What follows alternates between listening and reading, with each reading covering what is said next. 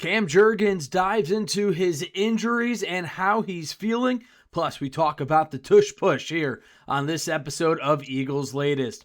What's going on, everybody? Cory Nidoh with you. Happy Friday. The weekend is here, and let's talk about Cam Jurgens, the center for the Philadelphia Eagles. Has had a bit of a rough road over the last couple of seasons. Obviously, he helped the Eagles win the Super Bowl 2 years ago, but he discussed what actually happened with him during that Super Bowl run on Bussin' It with the Boys, and he went into the injury, and he basically said that his disc broke off and got wrapped around his sciatic nerve, so he was just basically dealing with a suffocated leg is how he described it. He said it was extremely hard to walk. He said he didn't even know how he was playing, but he was able to go through and help the team win a Super Bowl. And then obviously we know last year his performance was not very good because he was dealing with a back injury that he most recently just got treated for by going down to Colombia and got a stem cell procedure for his back. And now he says that he's starting to notice the difference. It does take a little while for the stem cells to kick in, he said. But, he was going through the ringer. He received an epidural to play in the Super Bowl. And then went under surgery to obviously fix the disc in his back. And basically he was just a warrior. I mean, I don't even know how you play with that or how you manage that pain. But now Jurgens believes that he's in a position to be more like himself on the field next year, and he said that it takes a good year to come back from the back surgery and everything that he's dealt with. So he told the guys on Bussin' It with the Boys that he feels really good, and that's a really good sign for the Philadelphia Eagles because they certainly need a better Cam Jurgens to help anchor the offensive line. So thought it was pretty interesting. I don't know if you caught that or not, but it's certainly out there. You could catch the interview wherever you catch your podcast. But Cam Jurgens diving and sharing some insight into his injuries, and it has been a tough road for Cam Jurgens. We've talked about him in past episodes. We know about his injury history since college. There was some possibilities that he was probably considering retiring before the start of this upcoming season. So good news on that front with Cam Jurgens. Happy to hear it. He's a nice guy, and he's certainly important for this Eagles team moving forward with the success that they want to have. Speaking of success, the Eagles had a great success with the tush push en route to that Super Bowl championship 2 years ago. Last season, they didn't run it as much and didn't have as much success. And miraculously now, with the NFL owners meetings coming up here in just a little bit, NFL Competition Committee co-chairman Rich McKay stated that there are currently no proposals to ban the play, which is pretty funny because half the league wanted to play banned after the Eagles used it to their advantage to get third and shorts, to get fourth and shorts. And now all of a sudden, because the Eagles weren't that good at it last year, there's no proposal.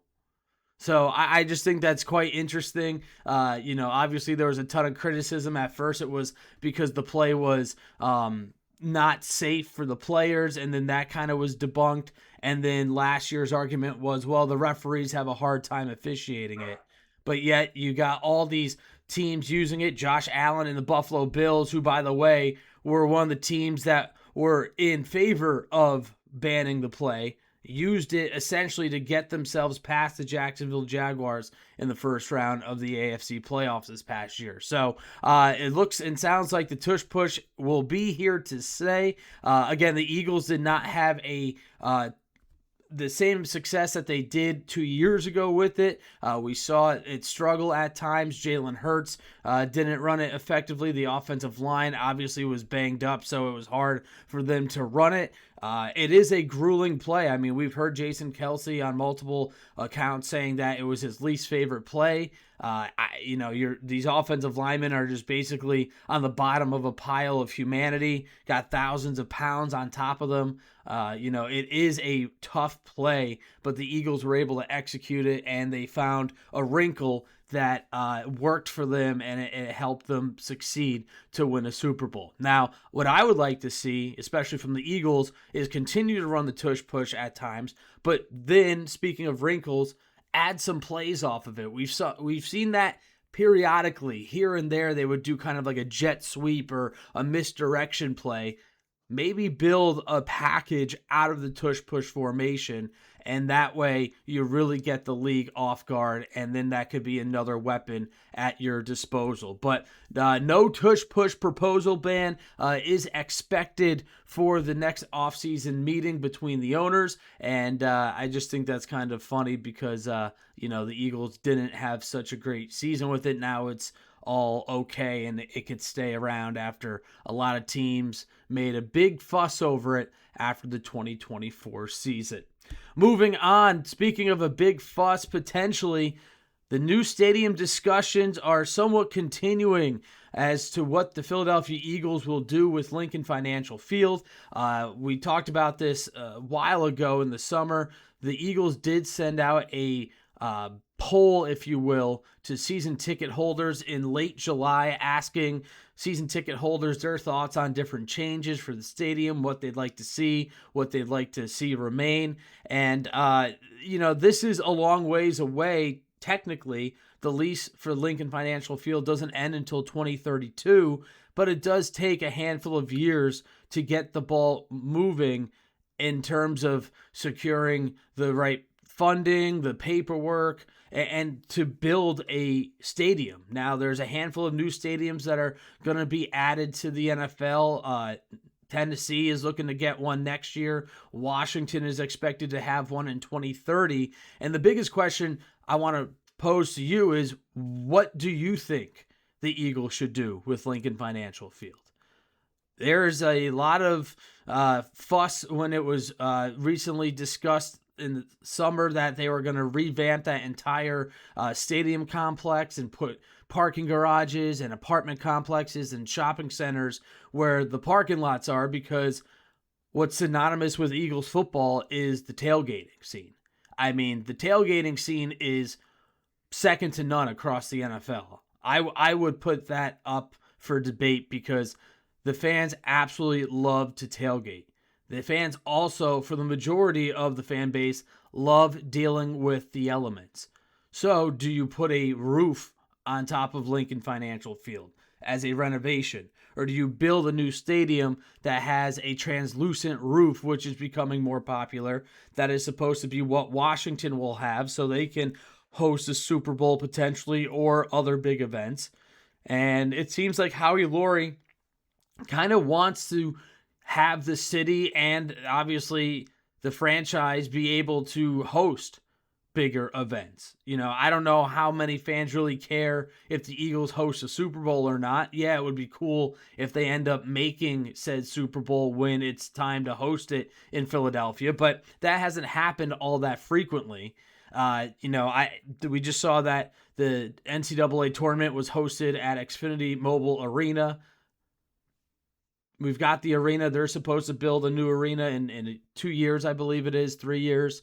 So, what do the Eagles do? And I'm not saying that the new stadium is in works by any means, but these discussions start really early because you have to get the ball rolling. Now, there's other teams that are making changes, and location is another big topic. Do you keep the stadium in the stadium complex in South Philly? If you weren't aware, when the 76ers were proposing a new arena down kind of in the Fashion District near Chinatown, that was going to be a huge discussion. A lot of people were very against that move. Will the Eagles fans be very against a move that moves the stadium more into the center city portion of Philadelphia? Because right now, obviously, you've got all three arenas and stadiums right next to each other in the stadium complex. So it works, but location is also always something that plays a factor into a new stadium. Chicago might be leaving downtown Chicago and resurrecting or erecting, I should say, a stadium in Northwest Indiana.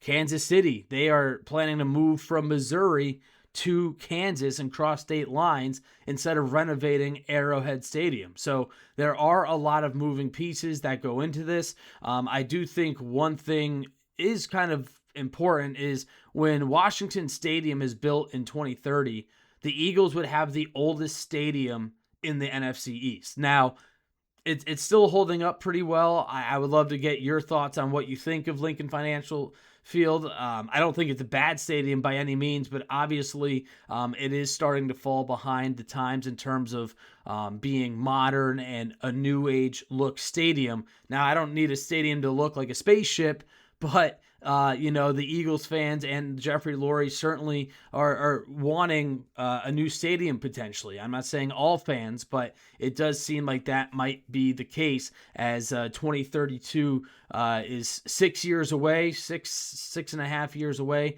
And, you got to get these conversations started. So interested to hear your thoughts. Do you want a new stadium? What do you think the Eagles should do in terms of maybe just renovating Lincoln Financial Field? We saw a ton of renovations that the Phillies made the other day leading up to their season opener, and John Middleton, the owner of the Phillies, said that he doesn't believe why this stadium, Citizens Bank Park, can't stand and last for 100+ years like Fenway or Wrigley Park. Now, I'm not saying that's what the Eagles should do, but baseball stadiums kind of have a little bit less wear and tear at times. But nonetheless, the Eagles will have the oldest stadium in the division come 2030. And, maybe that pushes the needle a little bit and Jeffrey Lurie starts to really campaign. And well, by that time, he's going to really have to get the campaigning already done and funds secured because you'd be about 2 years out from the end of the lease. But I do think that the Eagles regardless should keep it an open air stadium. Their top 2 rushing performances in team history came in blizzards. I mean, we remember the LaShawn McCoy snow game, and of course, most recently when Saquon Barkley had his monster game in the playoffs 2 years ago against the Los Angeles Rams. So there's definitely pros and cons to indoor stadiums, outdoor stadiums, but I do think that the majority of the Philadelphia fan base would be quite upset if it becomes a climate-controlled stadium because of the memories that the fans have been able to build and experience because of the outdoor elements that we deal with here in Philadelphia, especially in the late fall and, of course, in the winter months. So curious on your thoughts about a potential new stadium. It certainly could be a possibility down the road, but right now, still just kind of preliminary talks and just more of an open discussion. But the Eagles clearly, especially Jeffrey Lurie, is thinking about the possibility of at least renovating Lincoln Financial Field at this point in time. That will just about do it for this episode of Eagles Latest. Would love to know your thoughts on the topics we discussed here today. Great news from Cam Jurgens. Obviously, the tush push seems like it will be sticking around for another season with little to no pushback entering 2026. And the stadium, I think that's a really interesting topic. The fans really have a kind of a strong feeling about the stadium complexes. There are some that really don't like it and wish it was more built up, and then there's a lot that say, hey, leave our parking lots alone. We just want to tailgate all day leading up to kickoff. As always, thanks so much for tuning in. Please hit the like button and most importantly, hit that subscribe button and drop a comment. Love hearing from you guys. Appreciate the viewership and have a great weekend.